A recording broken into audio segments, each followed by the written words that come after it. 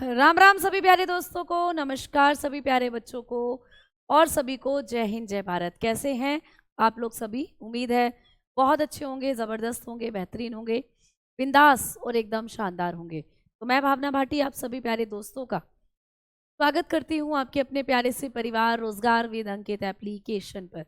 जल्दी से आप आ जाइए, क्लास को शुरू कर रहे हैं। ठीक है, ठीक है मैम, नमस्ते, कहाँ हो? आ भी जाओ, अब बेटा आ चुके हैं, क्लास में आ चुके हैं कृष्णा। ठीक है, और क्लास आप लोग देख भी पा रहे होंगे, तो जल्दी से आप लोग मुझे बताइए कि क्या आप लोग मुझे विजिबल कर पा रहे हो, आपको मेरी आवाज़ आ रही है? जल्दी से बताइए।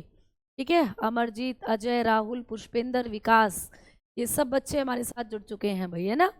चलो, आशीष, सोनू, चंदन सिंह आ चुके हैं, इंद्रजीत आ चुके हैं, कमल है, मनोहर है, मोहित, अविनाश, अभिमन्यु, ठीक है, ये सब बच्चे आ चुके हैं, सुमन, खुशबू, अनु, है ना, अनु, सूर्या, चलो, रंजीत, सभी बच्चों का स्वागत है। अब चलते हैं और बात करते हैं हम अपने टॉपिक की। तो पिछली क्लास में हमने बात करी थी अपने पाचन तंत्र की, और दांतों के बारे में मैंने बताया था कि दांत 32 हैं और दो तरीके के इनके पार्ट्स हो जाते हैं। एक तो आपके टेम्परेरी जो कि 20 होते हैं, और एक परमानेंट कि आपके 12 होते हैं। और फिर हमने बात करी थी हेट्रोडोंट और होमोडोंट की। हेट्रोडोंट जो अलग अलग शेप के होते हैं, जैसे हमारे मुख में ये 4 थे, इंसीजर, कैनाइन, प्रीमोलर, मोलर, इन सब के बारे में हमने पढ़ लिया। अब हम दांत की जो संरचना है इसके बारे में पढ़ेंगे। तो पाचन तंत्र में हम लोग बात कर रहे थे दांत की संरचना के बारे में। तो दांत की संरचना से क्या कुछ क्वेश्चंस आपको बनते हैं, आइए इन पर भी बात करते हैं। ठीक है, तो हम लोग बात कर रहे हैं structure of teeth, structure of teeth. ठीक है, जब हम टूथ की स्ट्रक्चर की बात करते हैं, आपके दांत की संरचना की बात करते हैं, तो आपका जो दांत है दोस्तों, उसकी संरचना के बारे में आपको 3 से 4 परतें पढ़नी है। जब हम एक दांत को देखते हैं, तो आप जब देखते हो, देखो मैं यहाँ पे बनाती हूँ एक डायग्राम। ठीक है, आपका दांत जो होता है वो बेसिकली कुछ उस पर इस तरीके की परतें आपको नजर आती हैं। ठीक है, तो आपकी दांत के ऊपर आपको कुछ ऐसे लेयर्स नजर आती हैं। तो आपका दांत ऐसी कुछ परतों से बना हुआ होता है। तो सबसे ऊपर वाली जो परत होती है, हम इसको क्या कहते हैं? इसको कहते हैं इनेमल। तो आपके दांत की सबसे ऊपर की परत दंतवल्क कहलाती है, दंतवल्क। ठीक है, इस दंतवल्क से क्वेश्चन बनेगा। अब ये नीचे वाली परत जो है इसको कहते हैं डेंटाइन, इस परत को कहा जाता है डेंटाइन। ठीक है, डेंटाइन। तो आपके दांत की नीचे वाली परत को कहते हैं डेंटाइन, उसके भी नीचे वाली परत को हम लोग कहते हैं पल्प। ठीक है, पल्प। और अंदर, सबसे अंदर की तरफ आपके दांतों में आपका रूट एरिया होता है, जड़ें। तो ये हैं आपके दांतों की रूट यानी कि जड़ें। ठीक है, इस तरीके से आपके दांत की कुछ ऐसे परतें देखने को मिलती है। तो दांत की सबसे ऊपर वाली परत क्या होती है? इनेमल। फिर उसके नीचे वाली परत क्या होती है? डेंटाइन। और उसके नीचे वाली परत क्या होती है? पल्प। और सबसे नीचे आपके दांतों में रूट होती हैं आपके दांतों की जड़ें, जो आपके दांत को मसूड़ों के अंदर से क्या करती हैं? पकड़े रहती हैं। और जब आपके दांत के अंदर दर्द होता है, तो इन्हीं जड़ों में आपके दांत में इन्फेक्शन हो जाता है। तो इस तरीके से कलर दिख नहीं रहा था, लो मैंने पिंक कलर से बना दिया है सबसे ऊपर वाली परत। तो ये होते हैं आपकी दांत के अंदर परत। मैम आप हिंदी में ही बोला करो ना, कल इंग्लिश में केवल लिख दिया करो। ठीक है, हिंदी में बोलो, इंग्लिश में लिख दूँ, और जो दोनों में ही लिख दूँ तो क्या हो जाएगा? हैं, चलो तो दोनों में लिख देते हैं ना, कोई दिक्कत नहीं है। ऐसा होता है आपके दांत की परत। तो चलो दिखाती हूँ मैं तुम्हें जो आप लोगों का टीथ है वो कैसा दिखता है। तो देखो, ये होता है आपका दांत, है ना। तो दांत की जो सबसे ऊपर की परत है इसको कहते हैं इनेमल। अभी अभी मैंने आपको बताया था दंत वल्क के नाम से इसको जाना जाता है। इससे क्वेश्चन बनते हैं। ठीक है, फिर होती है आपकी डेंटाइन परत, यानी कि आपके दांत के नीचे जो एनेमल है इसके नीचे पाई जाती है डेंटाइन लेयर, और उसके नीचे आप लोगों का पल्प वाला एरिया होता है, पल्प। ठीक है, पल्प वाला एरिया। और फिर आपके दांतों में रूट होती हैं, आपके दांतों की जड़ें, है ना, फिर होती हैं भाई जड़ें। इस तरीके से ये आपके दांतों की होती हैं परतें। अब इसमें सबसे ऊपर की जो परत है ना, डेंटाइन, इनेमल जो है, इनेमल, इससे क्वेश्चन आता है। तो आइए अब हम बात करते हैं दंतवल्क से।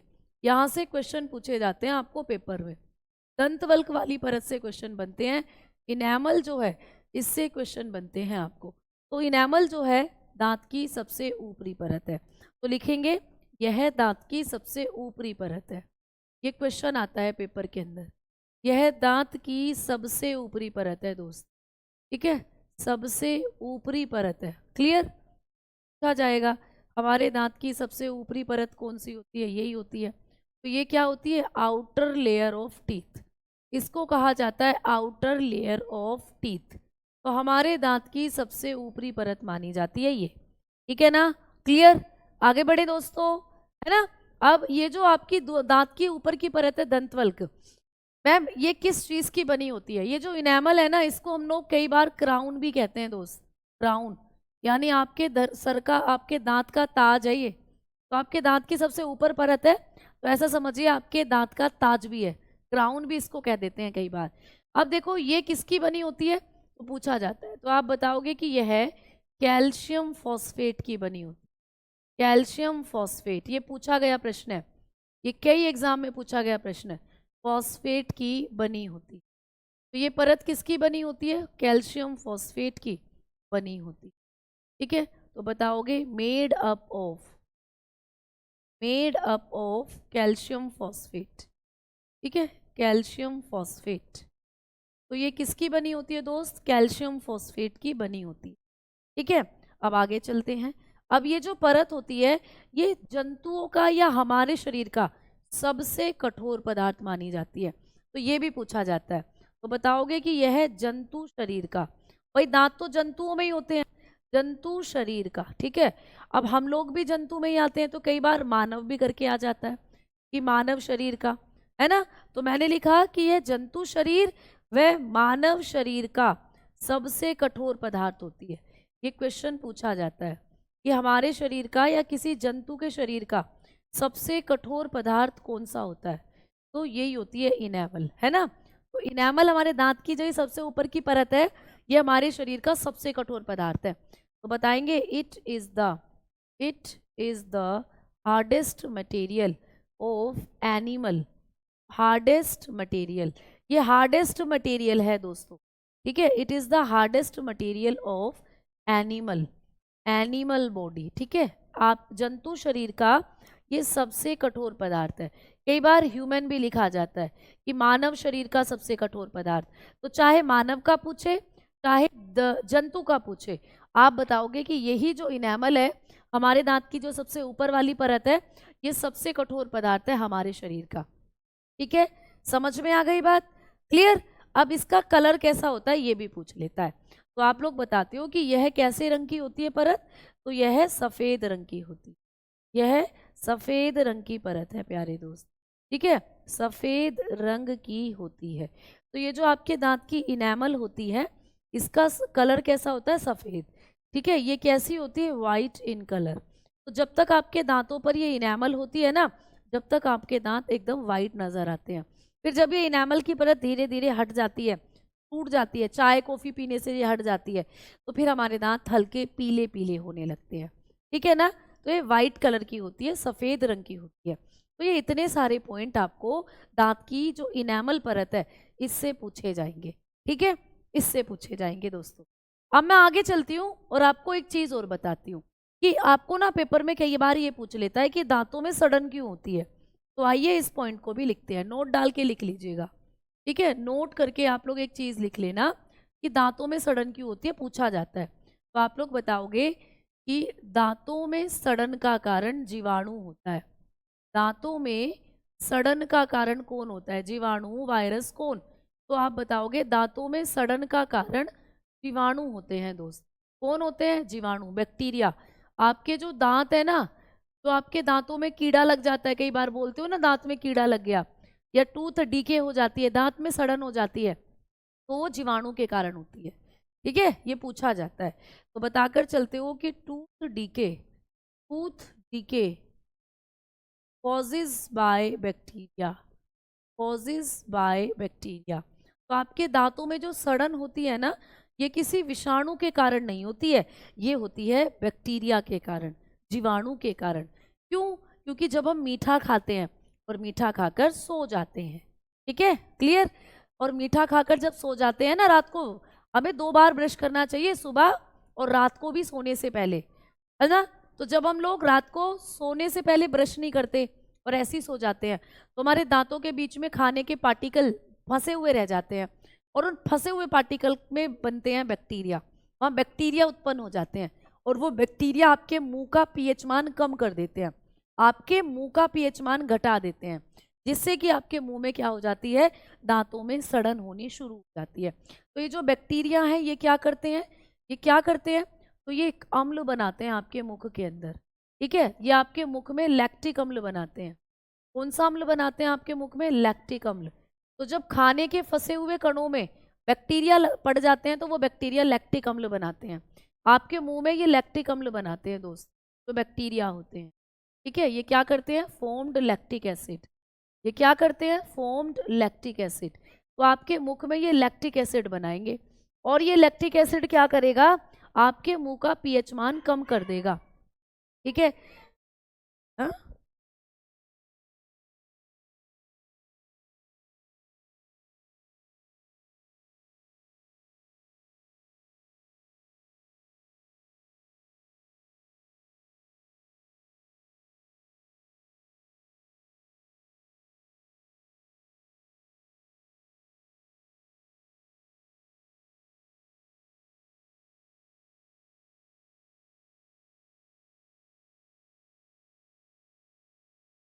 ठीक है, तो समझ में आई ये बातें। तो ये क्या करते हैं, आपके मुख में लैक्टिक एसिड बनाते हैं, और लैक्टिक एसिड आपके मुंह का पीएच मान कम कर देता है। लैक्टिक एसिड क्या करता है, मुंह का पीएच मान गिरा देता है, पीएच मान कम कर देता है, ठीक है। तो ये क्या करता है, मुंह का पीएच मान कम कर देता है, तो लैक्टिक एसिड होता है, ठीक है। और आपके मुंह में क्या होने लग जाती है फिर, सड़न। तो ये क्या कर देता है, less pH value, pH value of mouth, आपके माउथ की ये पीएच वैल्यू कम कर देता है बेटा, ठीक है। लगभग कितनी, ये क्वेश्चन आता है कि हमारे मुख का पीएच मान कितना होने पर हमारे मुख में दांतों में सड़न पैदा हो जाती है। तो आप बताते हो कि मुख का पीएच मान, मुख का पीएच मान, ये क्वेश्चन आता है, मुख का पीएच मान 5.5 से कम होने पर, ठीक है, कम होने पर क्या हो जाता है, कम होने पर दांतों में सड़न होती, ठीक है, दांतों में सड़न होती। तो दांतों में जो सड़न होती है ना, वो कब होती है, जब हमारे मुख का पीएच मान 5.5 से कम हो जाता है, ठीक है। ये पूछा जाता है आपको पेपर में कि मुख का पीएच मान कितना कम हो जाने पर, या कितने से कम हो जाने पर हमारे मुख में, हमारे दांतों में सड़न होती है। तो हम बताते हैं कि हमारे मुख का पीएच मान, कार मिला गर्मी गई अभी या नहीं, अभी इसकी कार, भाई रोज का ड्रामा है उसका, तो ये स्कूल से आते ही उसे बस वो कार चाहिए, और वो कार के पागल पागल होता है कार के पीछे, उसे भूल जाता है रखकर, मैं खुद भूल जाती हूँ कि पता नहीं कहाँ रख दी है, क्योंकि रखनी पड़ती है, दूसरे बच्चे जो आते हैं उसके साथ खेलने वाले, वरना वो उठा कर ले जाते हैं, और फिर वो रोता है, जो उसका ड्रामा शुरू होता है ना, सर में दर्द हो जाता है, इसीलिए वो संभाल कर रखनी पड़ती है, और संभाल कर रखनी पड़ती है तो फिर भूल जाती हूँ कहाँ रखी है, और वो रोज आता है पूछने के लिए, इसके लिए माफ़ी चाहूँगी। चलिए आइए बात करते हैं। तो भाई आपके दांतों में 5.5 से जब पीएच मान कम हो जाता है तो दांत सड़ने लगते हैं। तो ये पेपर का क्वेश्चन है, इस पर मैंने छाप दिया स्टार। ये कई एग्जाम्स का पूछा हुआ प्रश्न है कि दांतों में सड़न कितने पीएच मान पर कम होने पर होती है, तो 5.5, ठीक है। तो आप लोग बताते हो लेस देन 5.5, लेस देन 5.5, तो आपके मुंह का जो पीएच मान है वो 5.5 से जब कम हो जाएगा तो आपके दांतों में सड़न होने लग जाती है, ठीक है। ठीक है, क्लियर। मुंह के पीएच मान को बढ़ाने की जरूरत नहीं है। जब आप ब्रश करते हो ना, तो ब्रश करने पर कोलगेट जो आप करते हो वो कोलगेट बेस ही होता है, क्षार होता है। तो जब आपके मुंह का पीएच मान कम जा रहा होता है तो आप कोलगेट जब करते हो तो अपने आप आपका मुंह का पीएच मान बैलेंस हो जाता है। इसीलिए सुबह शाम ब्रश करके सोना चाहिए, ठीक है, क्लियर। समझ में आ गई बात। कोलगेट बढ़ा देता है अपने आप, कोलगेट क्षार होता है जब हम कोलगेट करते हैं बेटा, क्लियर। बढ़ने पर क्या होगा, बढ़ने पर कुछ नहीं, बढ़ता नहीं है, क्योंकि घटने का तो कारण है ना बैक्टीरिया, बैक्टीरिया घटा देते हैं, बैक्टीरिया पड़ जाते हैं खाने में, तो मुंह के अंदर जगह जगह खाना फंसा रह जाता है। बढ़ने का तो कोई कारण ही नहीं है कि बढ़ेगा क्यों भाई, बढ़ेगा नहीं। ठीक है, क्लियर। चलो आ जाओ, अब आगे बात करते हैं। तो ये पॉइंट भी आपको पेपर में पूछा जाता है, आपको याद होना चाहिए ये पॉइंट। अब चलते हैं हम अगले पॉइंट की तरफ। तो दांत हमने कर लिए, अब आ जाइए जीभ की तरफ चलते हैं। जीभ भाई आपके मुख के अंदर पाई जाती है आपकी जीभ, टंग। ठीक है, हमारे मुख में पाई जाती है जीभ यानी कि टंग। तो जो जीभ होती है ना दोस्त, इसके बारे में हम लोग बात करेंगे कि जीभ पर पाई जाती है स्वाद कलिकाएं। ये क्वेश्चन आता है आपको, जीभ पर स्वाद कलिकाएं पाई जाती हैं, स्वाद कलिकाएं। ठीक है, तो हमारी जो जीभ होती है इस पर स्वाद कलिकाएं पाई जाती हैं, है ना, स्वाद का पता लगाने वाली कलिकाएं। तो हमारी जो जीभ है इस पर क्या होती है, स्वाद कलिकाएं। तो बताते हैं हम लोग, taste buds, taste buds are found tongue. तो हमारी जीभ पर क्या होती हैं, टेस्ट बर्ड पाई जाती हैं दोस्त, स्वाद कलिकाएं पाई जाती हैं। ठीक है, अब जब हमारी जीभ पर स्वाद कलिकाएं होती हैं तो ये स्वाद कलिकाएं क्या करती हैं बेटा, स्वाद का पता लगाती हैं। तो देखो इस तरीके की आपकी जीभ होती है, ऐसे आपकी जीभ होती है, आपकी जीभ पर स्वाद का पता लगाने वाली कलिकाएं पाई जाती हैं जिन्हें कहते हैं टेस्ट बर्ड। स्वाद ग्राही मतलब स्वाद का पता लगाने वाली टेस्ट बर्ड। तो ये कैसे होती हैं, तो सबसे आगे वाले हिस्से पर, आपकी जीभ के सबसे आगे वाले हिस्से पर कौन से स्वाद का पता लगाया जाता है, ये पूछ सकता है। तो आपकी जीभ का जो सबसे आगे वाला हिस्सा है ना, यहाँ से आप मीठा टेस्ट लेते हो भाई, मीठा। अगर मैंने आपको दे दी मिठाई खाने के लिए तो आपको वो जो मीठी मीठी लगेगी ना, उसकी टेस्ट बर्ड यहीं से आएगी, है ना, उसकी टेस्ट बर्ड यहीं से आएगी आपको। दांत में फीलिंग जो होती है वो किसकी होती है, जब दांत आपका टूट जाता है तो दांत में जब आप फीलिंग करते हो, दांत के अंदर जब हम लोग फीलिंग करते हैं वो किसकी होती है, दांत में जो मसाला भरा जाता है वो होता है आपका चांदी और मरकरी का मिश्रण। ठीक है, तो वो होता है मरकरी और चांदी का मिश्रण। तो आपके दांत में जो मसाला भरा जाता है वो मरकरी और चांदी का मिश्रण होता है, मरकरी और चांदी मिलाकर भरी जाती हैं आपके दांत के अंदर। ठीक है, समझ में आ गई बात। ये थी बात प्यारे दोस्त। एक बच्चे का मैसेज था कि दांत में जब हम फिलिंग करते हैं तो वो किसकी होती है, तो चांदी और मरकरी का मिश्रण भरा जाता है। आ जाओ, अब आगे मैं आपको बता रही थी स्वाद कलिकाएं। तो आपकी जीभ पर सबसे आगे मिलता है मीठा स्वाद, फिर दोनों साइडों पर अगर हम लोग देखें तो यहाँ से मिलता है आपको नमकीन स्वाद। अगर मैंने आपको खाने के लिए कोई नमकीन चीज़ दे दी, सोल्टी नमक वाली, तो वो यहाँ से फील होगी। फिर उसके बाद ऊपर की तरफ और चलेंगे तो यहाँ पर आपकी जीभ पर इस साइड कौन सी स्वाद कलिकाएं होंगी, तो यहाँ पर आप लोगों को खट्टा टेस्ट मिलता है, खट्टा। जैसे मैंने कहा कि लो भैया नींबू खा लो, तो तुम कहोगे खट्टा है। संतरा खा लो, कई बार खट्टा होता है, तो वो यहीं से आपको टेस्ट मिलता है। और सबसे पिछले वाले भाग पर आपकी जीभ के यहाँ से कड़वा टेस्ट आपको मिलता है, कड़वा। यहाँ से कैसा टेस्ट मिलता है भाई, बिटर। ठीक है, बिटर टेस्ट यहाँ से मिलता है। मैंने कहा आज करेले बनाए हैं खा लीजिए, तो तुम कहोगे करेले तो तड़वे हैं, तो तड़वे तड़ेले हैं, तुमने कहानी तो सुनी होगी चुटकुला। तो जो करेले कड़वे हैं वो कड़वाहट आपको जीभ के सबसे पिछले हिस्से पर मिलती है। कई बार हम कड़वी दवाई खा लेते हैं तो तुम्हें आगे से नहीं पता चलता, पीछे लगता है कड़वापन जीभ के, तो यहीं पर होती है कड़वे को स्वाद को पहचानने वाली कलिकाएं। अब बीच में भी आपकी एक टेस्ट को पहचानने की टेस्ट बर्ड होती हैं जिनको कहते हैं उमामी। ठीक है, उमामी। तो आजकल ये भी क्वेश्चन पूछा जा रहा है कि उमामी स्वाद का पता लगाने के लिए कौन सी हमारी जो कलिकाएं हैं वो कहाँ होती हैं, तो आपकी जीभ के बीच वाले हिस्से पर। और उमामी ऐसा स्वाद है जिसको हम बकबका स्वाद कहते हैं, जैसे टमाटर हो गया, जैसे मशरूम हो गया, इनका कोई स्वाद आप बता ही नहीं सकते कैसा स्वाद है इनका, बड़ा अजीब सा लगता है। टमाटर बकबका सा, है ना, मशरूम बकबका सा लगता है। इनका जो प्यारे दोस्त होता है वो यहाँ होता है। क्वेश्चन ऐसे बनते हैं कि स्वाद कलिकाएं भोजन प्रणाली में कहाँ होती है, तो आपने कहा जीभ पर होती है। आपको पूछेगा कि स्वाद कलिकाएं जो हैं इनकी संख्या कितनी होती है, तो आपने कहा कि इनकी संख्या होती है हमारी जीभ पर 2 से 8,000। तो 2 से 8,000 होती हैं, है ना, 2 to 8,000 होती हैं। तो ये टेस्ट बर्ड होती हैं आपकी जीभ के ऊपर। इन स्वाद कलिकाओं का सीक्वेंस क्या है, तो मतलब सबसे आगे वाली जो जो जीभ का हिस्सा है वहाँ पर कौन सा स्वाद लिया जाता है, तो आप बताते हो मीठा। आगे से पीछे भाग पर नमकीन, सबसे पिछले भाग पर कड़वा, पिछले से अगले भाग पर खट्टा, और जीभ के मध्य भाग पर बीचों बीच कौन सा स्वाद होता है? उमामी स्वाद होता है। उमामी बोले तो जैसे टमाटर वगैरह का स्वाद होता है ये। तो इस तरीके से आपको ये टेस्ट बड है, 5 तरीके के स्वाद आपकी जीभ ले सकती है। तीखा नहीं होता बेटा, ठीक है, तीखा नहीं होता, क्लियर है ना? तो तीखे के लिए नहीं होती, क्योंकि तीखापन आपकी त्वचा से नहीं, आपकी स्किन भी फील करती है उसे। आप चटपटी मिर्चों को अपने हाथों में लगा लो, हाथों में भी जलन होने लगेगी, यहाँ लगा दो यहाँ जलन होने लगेगी। तो ये सीक्वेंस आपको जीभ का पूछा जाता है पेपर में। अब चलते हैं आगे की तरफ, और अब बात करते हैं आपके मुख में लार की, ठीक है। अब हम लोग तीसरी चीज की बात कर रहे हैं, सलाइवा की, लार की। तो आपके मुख के अंदर जो लार होती है सलाइवा, यहाँ से क्वेश्चन आता है। सबसे पहला कि हमारे मुख में डेली कितनी लार बनती है, हमारे मुख के अंदर जो लार की मात्रा है वो कितनी बनती है।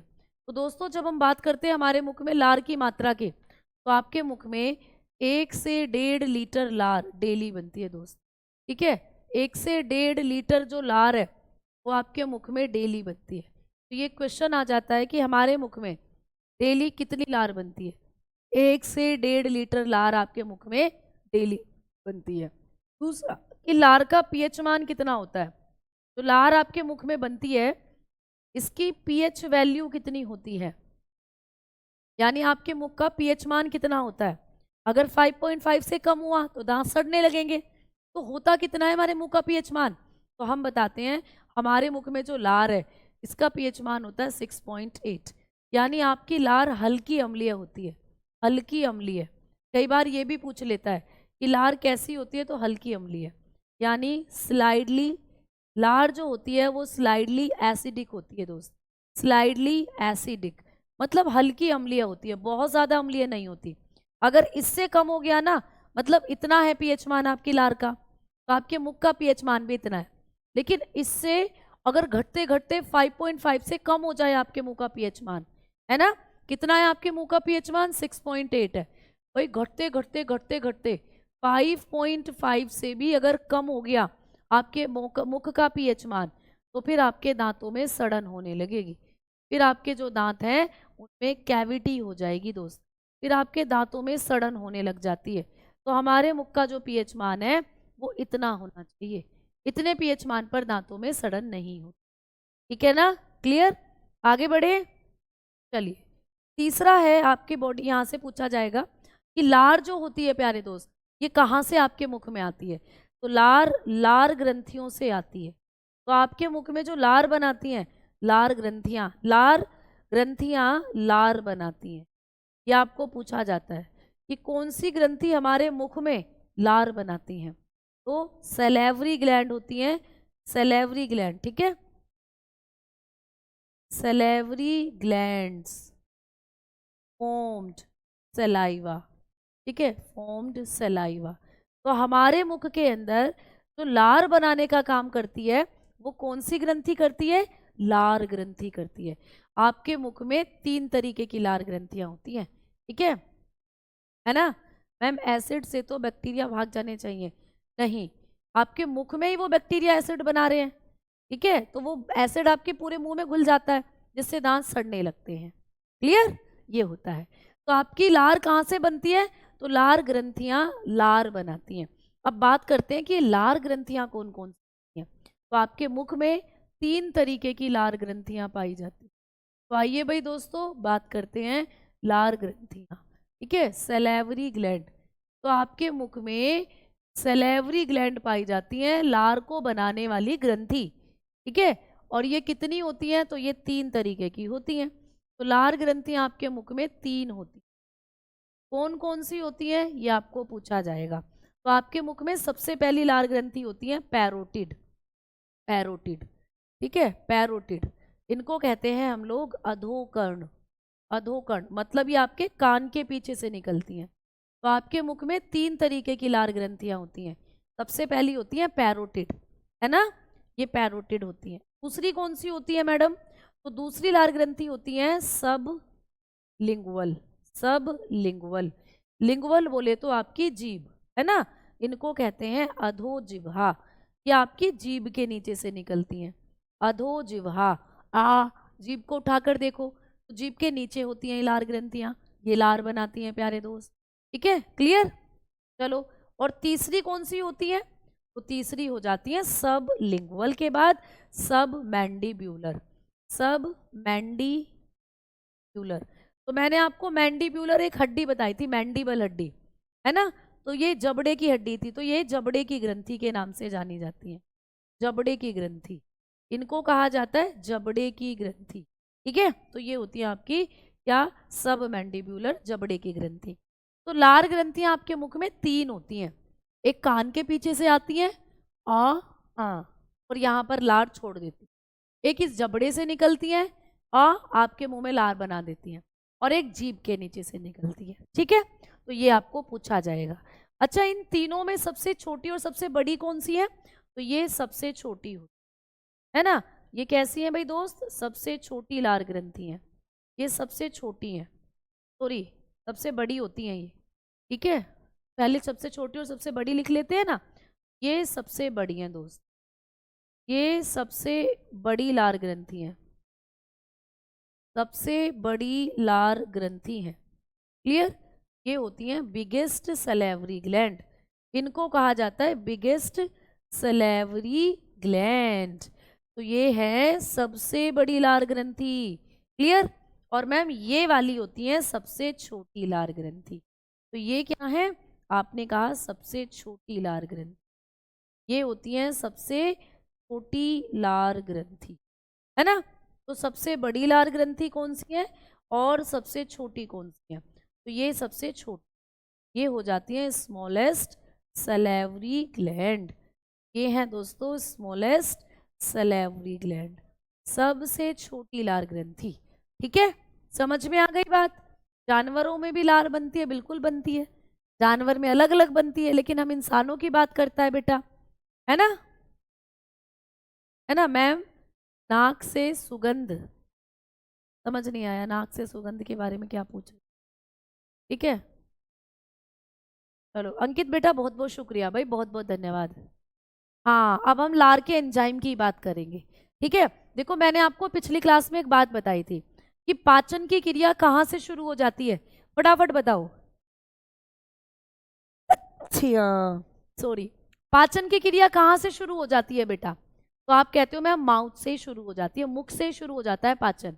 तो मुख से क्यों शुरू हो जाता है? क्योंकि मुख में है लार। हाँ, अब ये लार कैसे खाने को पचाती है? क्योंकि इस लार में होते हैं एंजाइम।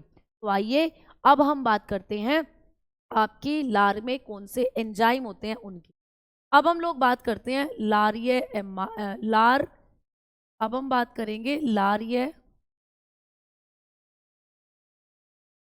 एंजाइम, लारिय एंजाइम, है ना? वो कहते हैं सेलेवरी एंजाइम। अब हम बात करते हैं कि हमारी लार में कौन कौन से एंजाइम्स होते हैं, सेलेवरी एंजाइम्स। ठीक है, अब बात करते हैं लारिय एंजाइम। तो देखो आपकी लार में ना, आप बताओगे 3 एंजाइम होते हैं, हमारी लार में 3 एंजाइम होते हैं दोस्त। ठीक है, हमारे मुख में ये जो लार है ना, इसमें 3 एंजाइम होते हैं, एंजाइम ये है जो खाना पचाते हैं। तो आपके मुख से खाना क्यों पचना शुरू हो जाता है? क्योंकि हमारी लार में 3 एंजाइम है। एक होता है लाइसोजाइम, सबसे पहला एंजाइम है भाई लाइसोजाइम। ठीक है, तो पूछा जाएगा कि लाइसोजाइम जो होता है, लाइसोजाइम ये क्या कहाँ पाया जाने वाला एंजाइम है? तो ये आपकी लार में भी मिलता है। ठीक है, क्लियर? एक तो ये हो गया। एक होता है आपकी लार के अंदर टॉयलीन एंजाइम, ये बहुत ज्यादा आता है टॉयलीन, इस पर स्टार लगाएंगे हम। टॉयलीन को ही हम लोग कहते हैं सेलेवरी एमाइलेज, टॉयलीन का ही एक और नाम है, टॉयलीन को ही हम लोग सेलेवरी एमाइलेज कहते हैं, यानी लारिय एमाइलेज। इसी को हम लोग लारिय एमाइलेज कहते हैं, लारिय एमाइलेज, इसी को कहा जाता है भाई लारिय एमाइलेज, इसको लिख लेना ठीक। तो इसी को हम लोग क्या कहते हैं? लारिय एमाइलेज भी कहते हैं। या अगर मैं आपको कहूँ टॉयलीन, तो टॉयलीन ऐसे लिखा जाता है, टॉयलीन, टॉयलीन भी इसी को कहा जाता है, और लारिय एमाइलेज भी हम इसी को, है ना? ये हो गए 2। और मैम तीसरा एंजाइम कौन सा होता है हमारी लार में? तो जब हम तीसरे एंजाइम की बात करते हैं ना, जो आपकी लार में होता है। तो तीसरा एंजाइम आपकी लार में है, इसको कहते हैं लिंगुअल लाइपेज। लिंगुअल लाइपेज, ठीक है, लिंगुअल लाइपेज। तो ये होता है आपकी अंदर लिंगुअल लाइपेज, ठीक है। तो ये 3 एंजाइम आपकी लार में पाए जाते हैं, है ना। These 3 enzymes found in your saliva. ये 3 एंजाइम आपकी लार में होते हैं, ठीक है। चलो अब देखो यहाँ पर हम लोग बात करेंगे। अब यहाँ से क्वेश्चन बनता है भाई आपको पेपर में कि भाई लाइसोजाइम क्या करता है। तो बेटा ये भोजन के जीवाणु को मारता है ना, भोजन के जीवाणु मारता है। जब आप खाना खाते हो ना, तो खाने में जो जीवाणु चले जाते हैं उनको मारता है। तो ये भोजन के जीवाणु मारता है, क्लियर। इसका काम क्या होता है, kill bacteria, kill bacteria of food. जब आपने खाना खाया, खाने में कुछ बैक्टीरिया थे, तो ये उनको मारने का काम करता है। तो खाने में उपस्थित बैक्टीरिया को मुख में मारने का काम कौन करता है। आपने प्लेट में से खाना उठाया, मुंह में डाला, उसमें कुछ बैक्टीरिया थे, उन बैक्टीरिया को आपके मुंह में मारने का काम कर देता है ये लाइसोजाइम, ठीक है, लाइसोजाइम। तो लाइसोजाइम क्या करता है, भोजन के जीवाणु को मारता है। अब लाइसोजाइम के बारे में एक और बात याद रखना, ये लाइसोजाइम आपके आंसू में भी मिलता है दोस्त। ये कहाँ पाया जाता है, हमारे आंसू में, टीयर्स। ये हमारे टीयर्स में भी होता है। जब हम रोते हैं ना, तो आंसू जो टपकते हैं, ठीक है, क्लियर, आंख से छलका आंसू। तो भैया ये जो आंसू होते हैं ना, इनमें भी लाइसोजाइम होता है। और आपकी आंखें, जब आप कभी कभी रोते हो ना, तो रोने के बाद आंखें आपकी साफ हो जाती हैं, कि आपकी आंखों के अंदर जो आंसू हैं उसमें जो एंजाइम है लाइसोजाइम, उसने भी आपकी आंखों के बैक्टीरिया को मार गिराया। तो लाइसोजाइम जो होता है ये आपके आंसू में भी होता है। ये लाइसोजाइम आपके पसीने में भी होता है ना, पसीने स्वेट में भी होता है ना, और ये आपके मूत्र में भी होता है, ये आपके यूरिन। तो ये इतनी जगह आपको देखने को मिलता है लाइसोजाइम, ठीक है। ये भी आपको पूछ सकता है कि आंसुओं में कौन सा एंजाइम होता है, क्लियर। चलो अब चलो बात करते हैं, ये एंजाइम जो होते हैं बेटा ये प्रोटीन के बने हुए होते हैं। अब बात करते हैं टॉयलिन की। ये क्या करता है, तो ये है कार्बोहाइड्रेट का पाचन करता है। कार्बोहाइड्रेट, ये पूछा जाएगा, आपने पढ़े थे ना कार्बोहाइड्रेट।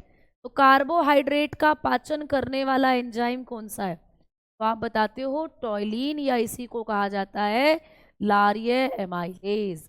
तो टॉयलिन का ही दूसरा नाम है सेलेवरी एमाइलेज या लारिय एमाइलेज। तो ये आपके मुख में कार्बोहाइड्रेट को पचाता है, ठीक है। तो आप लोग बताओगे ये क्या काम करता है, डाइजेशन ऑफ कार्बोहाइड्रेट। इसका काम है डाइजेशन ऑफ कार्बोहाइड्रेट। तो ये कार्बोहाइड्रेट को पचाने का काम करता है, ठीक है। ये कार्बोहाइड्रेट को पचाने का काम करता है दोस्त, ये भी आपको पूछा जाता है, ठीक है ना।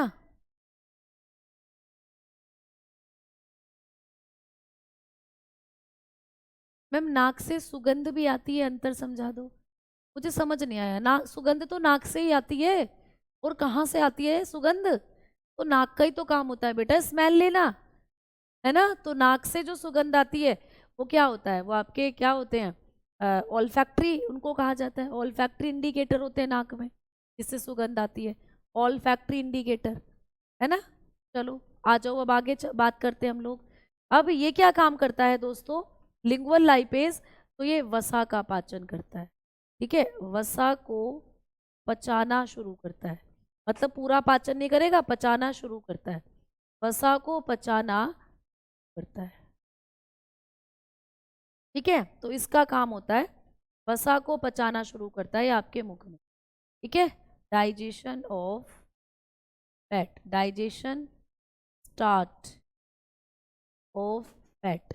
तो वसा के पाचन को ये शुरू करता है, आपके मुख में जो वसा है घी तेल को पचाना शुरू करता है जो खाने के अंदर है, ठीक है। तो ये आपकी लार के अंदर पाए जाते हैं एंजाइम, इनसे आपको क्वेश्चन पेपर में दे जाएंगे, ठीक है। प्रीतम आपके कमेंट आ रहे हैं मेरे पास, आंखों की सेहत के लिए रोना भी जरूरी है, बिल्कुल।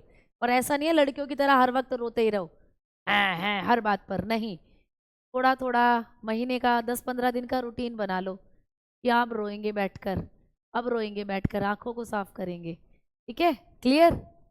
चलो, है ना।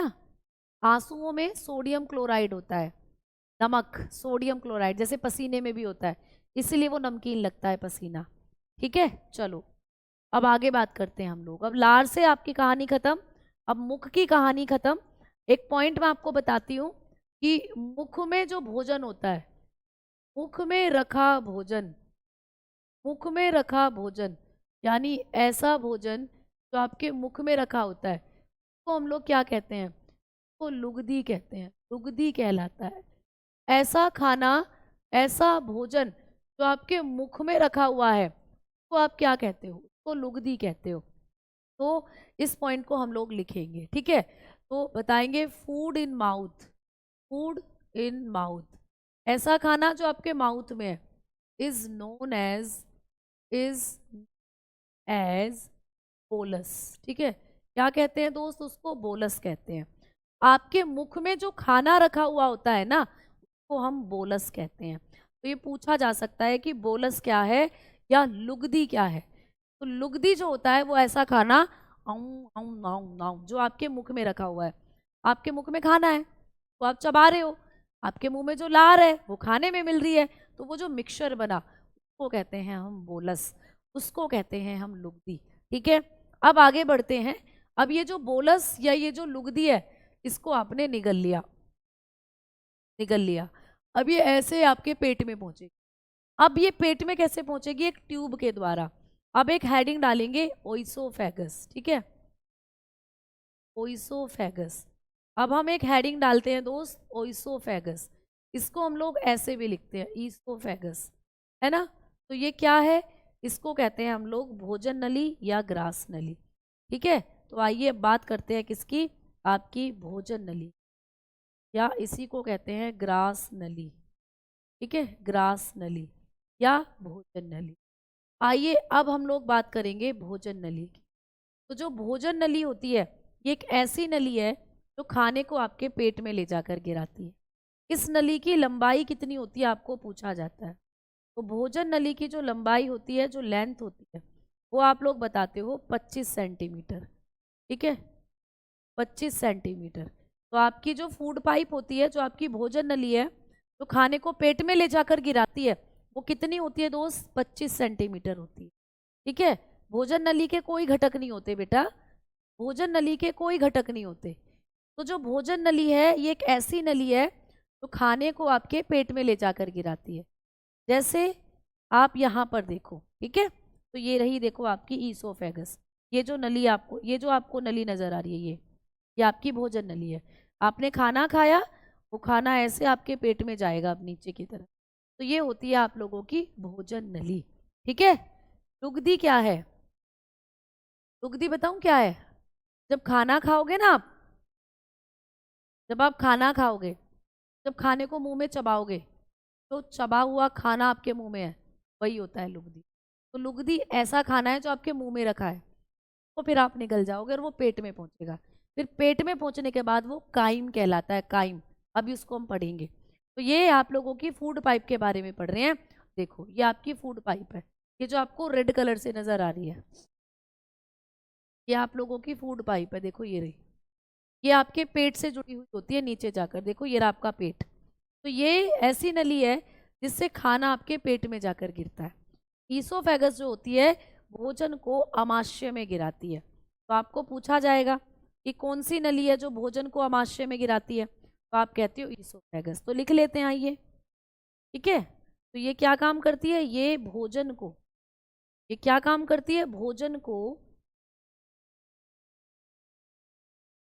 आमाशय यानी आपके पेट में ले जाकर गिराती है भाई, आमाशय में ले जाती है। तो ये आपको पूछा जाता है कि भोजन को आमाशय में पहुंचाने वाली नलिका का नाम क्या है, तो बताते हो ईसोफेगस या ग्रास नली।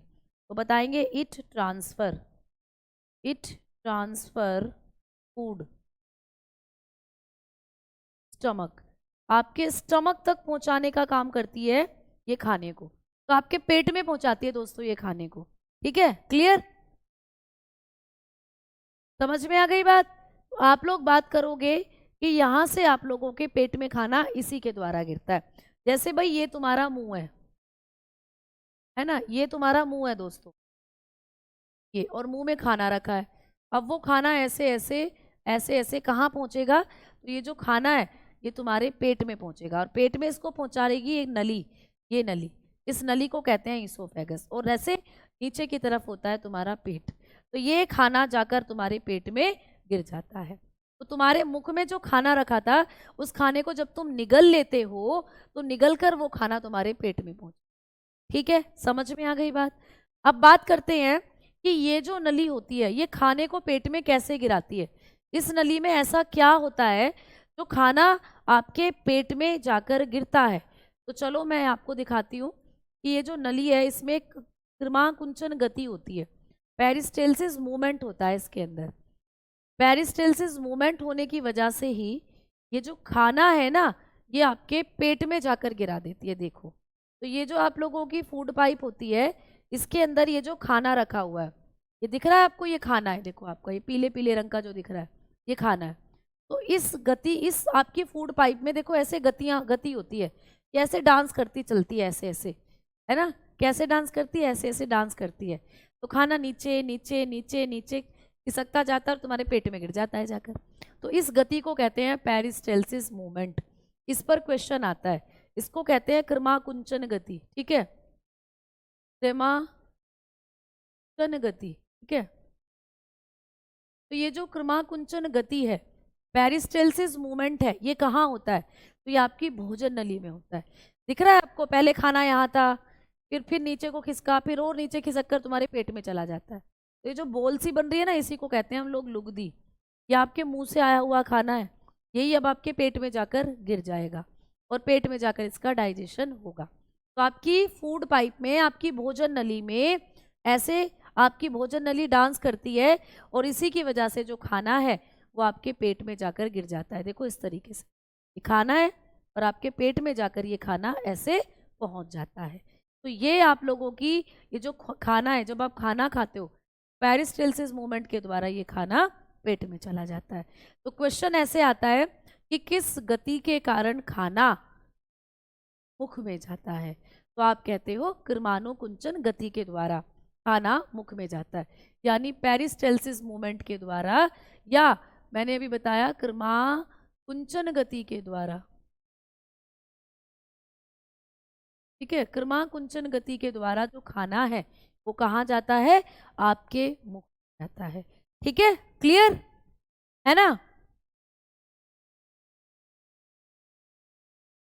समझ में आ गई बातें।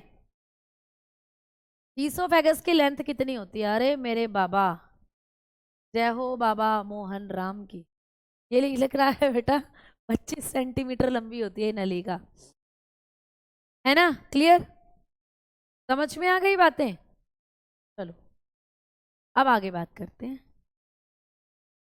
अब समझ में आ रहा है बायोलॉजी पढ़ना क्यों जरूरी है, बहुत बढ़िया। तो चलो अब देखो यहाँ पर बात करते हैं।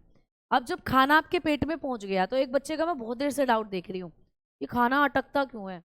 तो भाई खाना इसलिए अटकता है क्योंकि जब आप लोग खाना खाते हो ना, तो आपकी जो भोजन नली है और आपकी जो सांस वाली नली है वो एक दूसरे के ऊपर होती है, बैक टू बैक। ठीक है, देखो यहाँ पे समझना, यहाँ देखो इस वाले फोटो को। तो जब आप खाना खाते हैं ना, तो खाना जब आप लोग खा रहे हैं और जब आप लोगों का सांस ले रहे हो आप लोग, तो दोनों की नली एक ही जगह है। देखो यहीं से सांस वाली नली गुजर रही है, यहीं से भोजन वाली नली गुजर रही है, ठीक है। तो दोनों नलियों के अंदर बस थोड़ा सा ही गैप होता है। तो इन दोनों नलियों को प्रोटेक्ट करने का काम करता है ग्लोटिस नामक संरचना। ग्लोटिस, या जिसको कहते हैं हम लोग एपीग्लोटिस, एपीग्लोटिस। तो पेपर में आ जाता है कि एपीग्लोटिस क्या है, घाटी, इसको हिंदी में बोलते हैं घाटी। तो बेटा ये एक ढक्कन के जैसी संरचना है, ये दोनों नली को प्रोटेक्ट करने का काम करती है। जब आप खाना खाते हो तो देखो यहाँ पर ये दिख रहा है आपको ग्लोटिस, ये एक ढक्कन के जैसी संरचना है, ये दोनों नली पर होता है। जब आप खाना खा रहे हो तो खाना तो आपकी फूड वाली पाइप में जाना चाहिए, ईसोफेगस में, है ना, ये भोजन नली है, खाना भोजन नली में जाना चाहिए क्योंकि वही पेट में पहुंचाएगी खाने को, खाना पेट में जाना चाहिए। और जब आप लोग नाक से सांस लेते हो तो हवा आपकी ट्रैकिया के जरिए, हवा आपकी श्वसन नली से होती हुई आपके कहाँ पहुंचती है, फेफड़ों में। कि हवा को तो फेफड़ों में पहुंचाना है ना। तो ये सारी दोनों, ये जो एपिग्लोटिस है ये क्या करता है कि दोनों नली को सुरक्षित रखता है। क्यों? क्योंकि जब आप खाना खाते हो तो खाना खाते हुए कभी भी आप सांस नहीं ले सकते, कभी ट्राई भी मत करना, मर जाओगे। ठीक है? कैसे? देखो, जब हम खाने को निगलते हैं ऐसे, तो निगलते वक्त आप कभी सांस नहीं ले सकते। अगर आपने दोनों काम एक साथ कर दिए ना, खाना भी निगल लिया और सांस भी ले गए, तो हमें फंदा लग जाता है, हमारे गले में खाना अटक सकता है। क्यों अटक सकता है? क्योंकि आप लोगों का ये जो एपिग्लोटिस है, ये जो ढक्कन है, ये ढक्कन एक ही जगह पर रह जाता है। देखो मान लो मेरे पास दूसरा पेन भी नहीं है, एक सेकेंड रुको। देखो, ये 2 पेन है मेरे पास, ठीक है। ये पीछे वाली तो आपकी भोजन नली है, आगे वाली आपकी सांस नली। काली वाली सांस नली है और नीली वाली भोजन नली है। ऐसे होती हैं दोनों आपकी नलियां, एक के पीछे एक। तो इनके ऊपर एक ढक्कन होता है बेटा, एक ही ढक्कन होता है इनके ऊपर। जब आप खाना खाते हो उस ढक्कन को कहते हैं एपिग्लोटिस। जब आप खाना खाते हो तो ये ढक्कन आ जाता है सांस वाली नली पर, जिससे खाना फेफड़ों में ना जाए, और खाना यहाँ आ जाता है सांस खाने वाली नली में। जब आप सांस लेते हो तो ये ढक्कन आ जाता है खाने वाली नली पे, और सांस वाली नली में हवा चली जाती है फेफड़ों में। लेकिन जब आप दोनों काम एक साथ कर देते हो, खाना खाते निगलते वक्त सांस भी लेते हो, तो ये ढक्कन बीच में रह जाता है, तो खाना तुम्हारा सांस वाली नली में चला जाता है, जिससे बड़ी तेज आपको सांस आना बंद हो जाता है। और सांस ना आने से क्या होता है, हमें बहुत तेज मतलब खांसी आ सकती है, या कई बार मृत्यु भी। तो ये एपिग्लोटिस है, तो क्या करता है प्यारे दोस्त, प्रोटेक्ट करता है आपकी दोनों नलियों को। इसीलिए खाना खाते वक्त बोलना नहीं चाहिए, क्योंकि जब बोलोगे तो सांस भी लोगे, क्योंकि जब सांस लोगे तभी तो हवा अंदर जाएगी, तभी तो उससे बोल पाओगे। तो इसीलिए खाना खाते वक्त हमें बोलना नहीं चाहिए, इसीलिए खाना खाते वक्त आराम से बैठना चाहिए, कि कई बार फंदा लगने की डर रहता है जब हम खाना खाते। ठीक है? क्लियर? नाक में भी इसीलिए जाता है, ठीक है, क्योंकि नाक से, क्योंकि जो आपकी ट्रैकिया है ये नाक से जुड़ी हुई है, कई बार वो नाक से आ जाता है वापस फिर उल्टा होकर, तो ये होता है क्लास। ठीक है ना? भैया एक बच्चे को तो ये लग रहा है कि गाना गाऊं बस, अरे मेरे भगवान गाना गाऊंगी तो गाना भी सुनाऊंगी, लेकिन अभी पढ़ लो पहले, है ना। चलो आओ आगे बात कर लेते हैं। अब हम बढ़ते हैं आगे की तरफ। अब ये ईसोफेगस क्या करेगी, भोजन को तुम्हारे पेट में ले जाकर गिर देगी। आ जाओ भाई दोस्तों, अब तुम्हारे पेट की बात करते हैं, स्टमक। हेडिंग डालो स्टमक, यानी तुम्हारा आमाशय। अब हेडिंग डाल लेंगे आमाशय, स्टमक, तुम्हारा पेट। ठीक है? तुम्हारे पेट की शेप कैसी होती है, पेपर में प्रश्न आया है ये, हमारा पेट कैसा दिखता है, शेप कैसी होती है, हमारे पेट की आकृति कैसी होती है। ठीक है? तो ये होती है जे के आकार की बेटा, जैसे अंग्रेजी में कैपिटल जे बनता है ना, वैसा होता है हमारा पेट, जे। ठीक है? क्लियर? मोटा पेट सड़क पे लेट, आई गाड़ी फट गया पेट, गाड़ी का नंबर 88। ठीक है छोटे से तो बोलते थे ना। तो ये जे के आकार की शेप का होता है आपका जो स्टमक होता है। हमारा पेट जो होता है ये ऐसा होता है, देखो जैसे जे होता है ना कैपिटल, ये तुम्हारा पेट है, दिख रहा है। और ये जो तुम्हारे पेट में तुम्हें पीला पीला जो दिख रहा है, ये क्या है, ये तुम्हारे पेट में जो पीला पीला, ये है जठर रस। जठर रस, इसको कहते हैं गैस्ट्रिक जूस। तो भाई चलिए अब बात करते हैं कि हमारे पेट के अंदर क्या बनता है। ये है गैस्ट्रिक जूस, इसको कहा जाता है जठर रस। जठर रस, ठीक है। भोजपुरी में बोलबा, क्या बोलबा, जल्दी बताओ, आगे बढ़े। चलिए तो देखो, आपका पेट जो होता है ये जे के आकार का होता है, और आपके पेट में आपको 3 चीजें हैं जो पढ़नी है। आपके पेट से रिलेटेड आपको 3 चीजें हैं, एग्जामिनेशन में आती हैं। कौन कौन सी 3 चीजें हैं? तो भाई एक तो आपके पेट में बनता है जठर रस, जो मैंने अभी अभी बताया। ठीक है? आपके पेट में बनता है दोस्तों जठर रस। क्वेश्चन आता है पेपर में कि हमारे पाचन की प्रक्रिया में जो गैस्ट्रिक जूस है वो कहाँ बनता है।